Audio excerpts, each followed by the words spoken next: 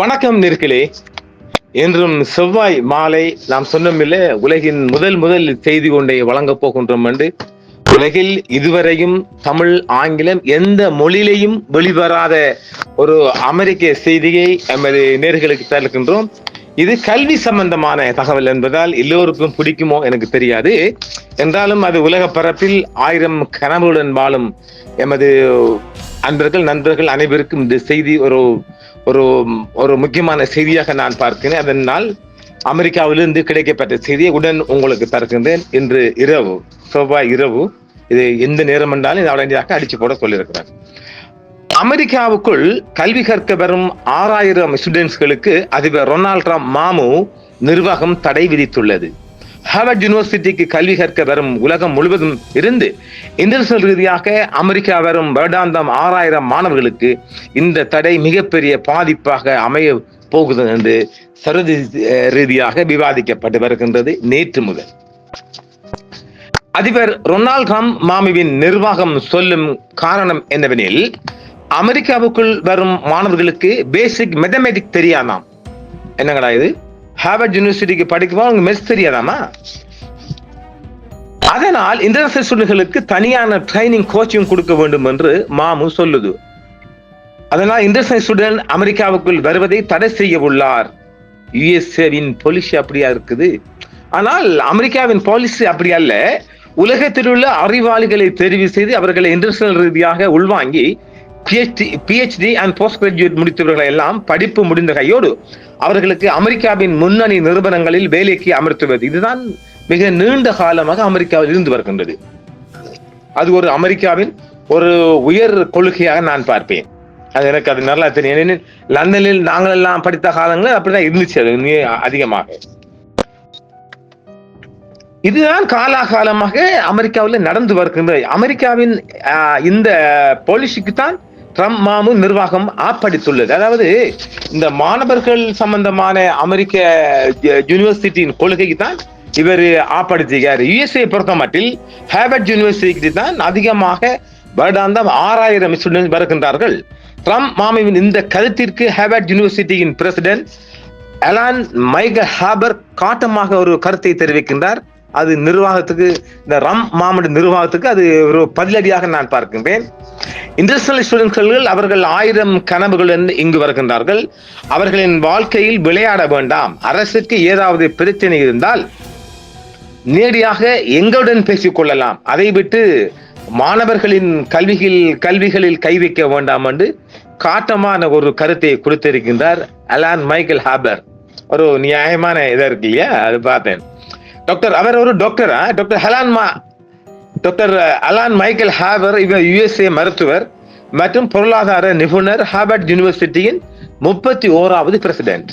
ஆனாலும் ட்ரம்ப் மாமு இதை விடுவதாக இல்லை. ஏனெனில் அவர் தான் பிடித்த முயலுக்கு 3 கால் நிற்பவர் இல்லையா?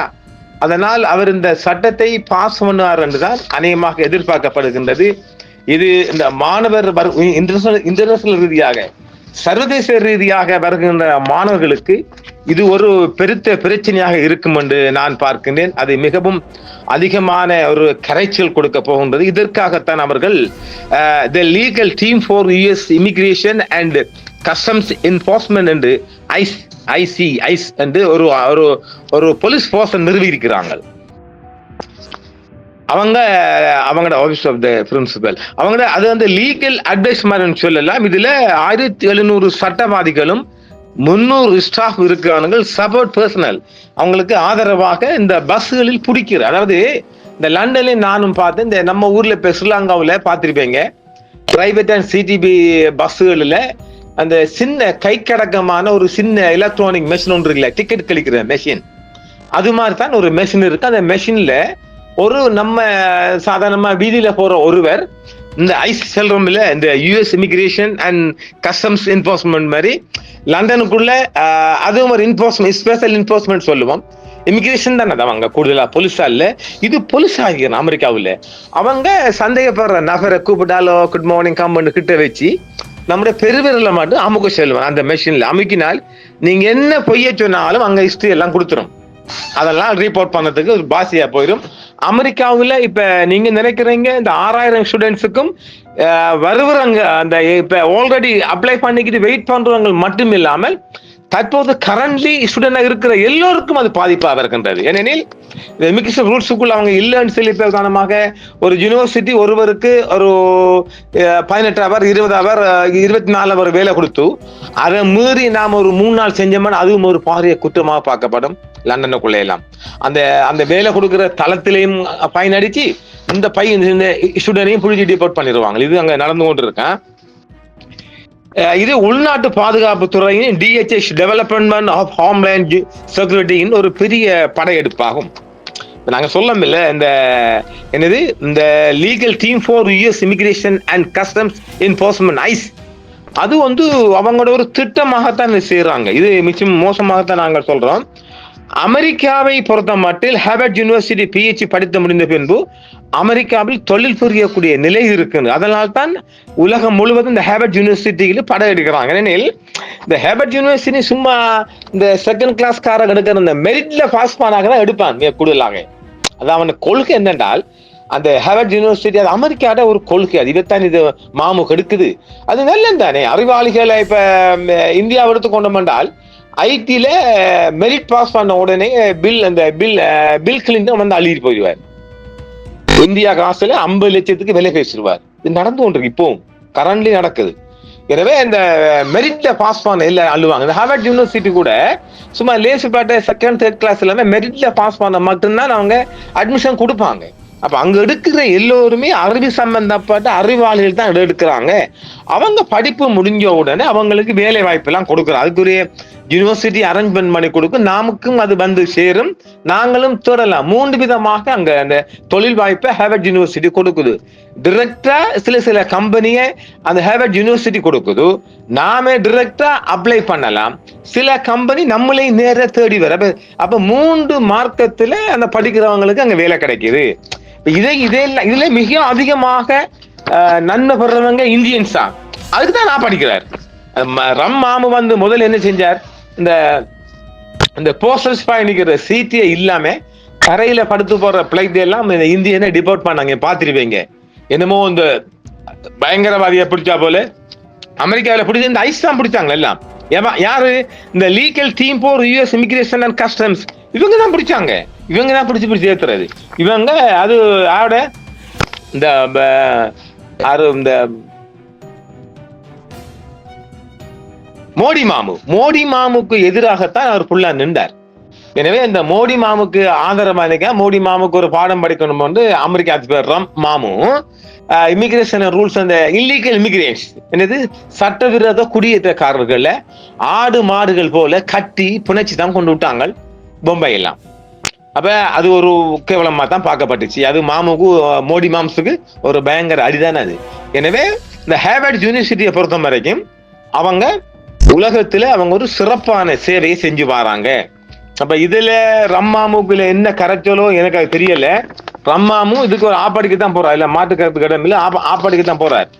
அதுக்காக தான் இந்த ஐஸ் சொன்னோம் இல்லையா, இந்த ஐஸ் டீமை தான் ஃபுல்லா களமிறக்கிட்டார். அதுல மிக கூடுதலாக இந்த முஸ்லீம் நாடுகள்ல ஸ்டூடெண்ட்ஸ் தான் முதலாக குறிவைக்கப்பட்டிருக்கு. அடுத்தது இந்தியாவுக்குள்ள பயப்படுறாங்க. இப்ப இந்தியாவில ஏற்கனவே 5-10 பேரை ஏற்றியாச்சு. இப்ப இவங்களுக்கு இந்த ஐஸ் பார்ட்டிக்கு என்ன வேலை, இந்த இல்லீகலா என்ன செய்யறாங்கன்னு பார்த்து அவங்களுக்கு களத்துல இறக்கியாச்சு. அது சொன்னமே எத்தனை பேர் 1700 லீகல் சட்டவாதிகளும் 300 ஸ்டாஃப். இந்த 300 ஸ்டாஃபும் எல்லா ஊருக்குள்ளேயும் பஸ்ஸுல ட்ரெயின்ல போறவங்களை செக் பண்ணி பிடிக்கிறது. இது இல்லீகல் காராக்களுக்கு அது சட்டவிரோதம் என்று சொல்லப்பட்டாலும் நான் அறிய லண்டன்ல நான் கண்ணால பார்த்ததுதான். அடுத்த கட்டம் என்ன, இந்த உலகத்துல இன்றைக்கு 1ஆம் நம்பர் யூனிவர்சிட்டியாக பார்க்கப்படுது ஆக்ஸ்போர்ட் யூனிவர்சிட்டி. வழங்கிங்களா? இன்னமும் பிரித்தானியாவில் இந்த டைம்ஸ் ஆஃப் அவங்க அதாவது இந்த உயர்கல்வி உலக தரவரிசையில புரியுங்களா, இந்த தரவரிசையில இன்னமும் குளோபல் ரீதியாக மிகவும் அதிகமாக இன்னும் 8 ஆண்டுகளாக தொடர்ச்சியாக பிரித்தானியா ஆக்ஸ்போர்ட் யூனிவர்சிட்டி தான் இருக்குது. 25 ஆண்டு தரவரிசையில தொடர்ந்து 8வது இன்னும் இருக்குது.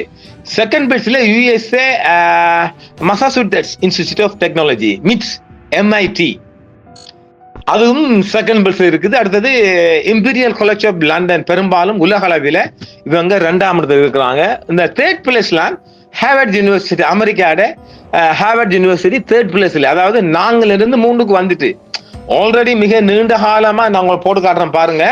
மிக நீண்ட காலமாக 4ஆம் இடத்தில் இருந்து இந்த 2 ஆண்டுகள்ல 3ஆம் இடத்துக்கு வந்திருக்குது. அப்ப போட்டி போடுது பாத்தீங்களா, அது சிறப்பா தான் போட்டி போட்டு. அப்ப அவங்க அடுத்தது மற்றும் பிரின்ஸ்டன் பல்கலைக்கழகம் அடங்குது.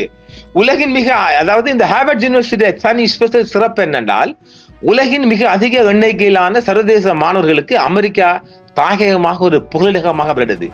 தாயகம் இதுக்கு அப்பால் ஸ்டூடெண்ட்ஸுக்கு ஒரு புகலிடமாக அமையுது. கல்வியின் தரம், தனித்துவமான பாடத்திட்டம், பன்முக கலாச்சார சூழல் மற்றும் ஏராளமான வாய்ப்புகள் உள்ளிட்ட பல்வேறு காரணங்களுக்காக இண்டஸ்ட்ரியல் ரீதியில அமெரிக்க ஹார்வர்ட் மிக பெரிய புகழை அது பெற்றுக் கொள்கின்றது. சர்வதேச மாணவர்கள் பல்வேறு விசா வாய்ப்புகள் மூலம் அமெரிக்க உயர்கல்வி அமைப்பின் ஒரு பகுதியாக மாறுகிறார்கள். சர்வதேச மாணவர்கள் படிப்பு அனுபவத்திலிருந்து பயனடையும் பட்ட படிப்புக்கு பிறகு இந்த வாய்ப்புகளை பயன்படுத்தி தனக்கு வேலை வாய்ப்பையும் அங்க ஏற்படுத்திக் கொள்றாங்க. இப்ப PhD முடிச்ச ஒருத்தரை உடனே நாட்டுக்கு அனுப்ப மாட்டாங்க. அவங்க கண்டு உடனே டிட் யூ லைக் டு வொர்க்னு சொல்லி கேட்டு அவங்க உள்ளுக்கு எடுத்து அவங்க வேலை கொடுக்குறாங்க. அதைத்தான் இந்த ஏழை எளிய ஸ்டூடெண்ட்ஸ் எல்லாம் நிறைய விரும்பி அங்க அவங்களுக்கு அந்த நாட்டில் நிரந்தரமா வாழ்றதுக்கான வாய்ப்பையும் அவங்க பெற்றுக்கொள்றாங்க. நீங்கள் சர்வதேச கல்வி நிறுவனங்களில் சேர விரும்புகின்ற ஒரு நபராக இருந்தால் நீங்க மிக கூடுதலாக ஹார்வர்ட் யூனிவர்சிட்டியை தெரிவு செய்யுங்க. மிக ஏராளமான விளம்பரங்கள் ஆங்கில மொழியில வந்து கொண்டிருக்காது, இன்னமும் அப்போதும் இப்போதும். சமீபத்திய ஆண்டுகளில் சர்வதேச மாணவர்களுக்கான மிகவும் பிரபலமான பல்கலைக்கழக இடமாக இந்த அமெரிக்கா இதான் இந்த ஹார்வர்ட் யூனிவர்சிட்டி மாறி வருகிறது. அதுல மிகவும் அதிகமாக இந்த அமெரிக்காவுக்கு இந்த விசாவில், இந்த ஸ்டூடெண்ட் விசாவில் போறாக்களை F1 விசாவெல்லாம் போவாங்க. இந்த விசா அவங்க கல்வி கற்ற உடனே அவங்க பார்ட் டைம் ஒர்க்கும் பண்ணலாம். அவங்க வேலை இந்த ஸ்டூடெண்ட்ஸ் முடிச்சிட்டு அவங்க வேலைக்கும் போகலாம். அங்க நிரந்தர பெர்மனன்ட் ரெசிடென்சி அப்ளை பண்ணலாம். அதுக்குரிய வாய்ப்பெல்லாம் அங்க நிறைய ஏராளமாக இருக்குதா. அதாவது இன்டர்நேஷனல் ரீதியாக ஸ்டூடெண்ட்ஸ் எல்லாம் படிச்சுட்டு உடனே அவங்க சொந்த ஆன் கண்ட்ரிக்கு போகாம அவங்க அங்கேயே தங்கி வேலை வாய்ப்பு எல்லாம் எடுத்து அங்க வந்துட்டு அவங்க பெர்மனன்ட் இருக்கலாம். இப்ப நிறைய பேரை நாம சொல்லலாம். இதுக்கும் அப்புறமாக 50,000 வருடம் 50,000 கிரீன் கார்டுக்கு அப்ளை பண்ற. அது வேற. இந்த கிரீன் கார்டுக்கு சில ஆப்கானிஸ்தான், ஈரான் போன்ற அந்த நாடுகள் இல்ல, பாகிஸ்தானும் இல்ல போல. அந்த நாடுகள் தவிர்த்து சில நாடுகள் தவிர்க்கப்பட்ட மற்ற ஏனைய நாடெல்லாம் அப்ளை பண்ணலாம். அது வருகின்ற போது நாங்க உங்களுக்கு சொல்லுவோம். எனவே அதுக்கு எந்த வயசு கட்டுப்பாடு படிப்பு எல்லாம் கிடையாது. ஆனால் குறைஞ்ச தகமையாக ஒரு 7 பார்ப்பாங்க இன்றைய பண்ணும்போது, குறைஞ்ச தகமையாக. எனவே அமெரிக்கா ஹார்வர்ட் யூனிவர்சிட்டிக்கு மாமு அடிச்சுட்டு அந்த அவர் அடிச்சு நிச்சயமா அவர் அதை நிறைவேற்றுவார் என்றுதான் உலக அளவில் பார்க்கப்படுகிறது. உலக அளவில் அதற்கு அதிகமான எதிர்ப்பும் கிளம்பிட்டு இனி மாமு கேட்குமோ தெரியல. ஆனால் என்ன இருந்தாலும் ஹார்வர்ட் யூனிவர்சிட்டியில நிறைய பேருக்கு அந்த ஆசை இருக்கும். சிலருக்கு அந்த ஆசை மண் போட்டு புதைச்சிருப்பாங்க, காசு பணம் இருக்கு இல்லையா. எனவே கல்வி சம்பந்தமாக எல்லோருக்கும் அந்த ஆசை இருந்திருக்கும். ஹார்வர்ட் யூனிவர்சிட்டி என்றாலே அந்த பேரை சேர்ந்தாலே ஒரு ஃபேமஸ், சரிங்களா. அந்த யூனிவர்சிட்டியில பாருங்க ஆக்ஸ்போர்ட், இப்ப எல்லோரும் ஆக்ஸ்போர்ட் தான் சொல்லுவாங்க. அது பெஸ்ட் இருக்குதான். 2nd 3rd வருகுது இல்ல. இன்னைக்கு 4ஆம் இடத்துல வந்தது 3rd பிளேஸுக்கு வந்திருக்கு. அது பெரிய முன்னேற்றம். அது போட்டி போட்டு கொண்டு அங்க நவீன முறையில நவீன கம்யூனிகேஷன் ரிலேஷன்ஷிப் எல்லாம் பாக்குறாங்க. எனவே ரம்மாமு படிச்சுட்டு நிச்சயமாக அது கரையேறுமோ கரை சேரமோ நான் அறியேன். நிறைய எதிர்ப்புகளும் இருக்கு, பார்க்கலாம். நான் நினைக்கல அது படிச்ச மாதிரி தான். 6000 மாணவர்கள் சர்வதேச ரீதியாக அமெரிக்காவில் உள்வாங்கப்படுவது தடுக்கப்படுகின்றது. மிக விரைவில் அரங்கேற்ற போகின்றார். இந்த செய்தி மக்களே, நீங்கள் எதை நினைச்சாலும் பரவாயில்ல, இந்த செய்தி இதுவரைக்கும் எந்த ஒரு ஊடகத்துக்கும் வராம அமெரிக்காவிலிருந்து புறப்பட்ட செய்தியை தந்திருக்கின்றோம். அன்பு நேயர்களே, இது மாணவர் சம்பந்தப்பட்ட விடயம். கொஞ்சம் ஆழமாக பாருங்கள். நன்றி. மீண்டும் நாளையும் மாலையும் சந்திப்போம். என்றும் உங்களுடன் சன்ரைஸ் இந்தியா டிவி சப்ஸ்கிரைப் பண்ணுங்கள், பெல் பட்டனையும் கிளிக் செய்யுங்கள். உங்கள் ஆதரவே எங்கள் சேவை. ஆதரவு தாருங்கள், அரவணைப்போம். மறக்காம சர்ப்ரைஸ் பண்ணுங்க. தேங்க்யூ.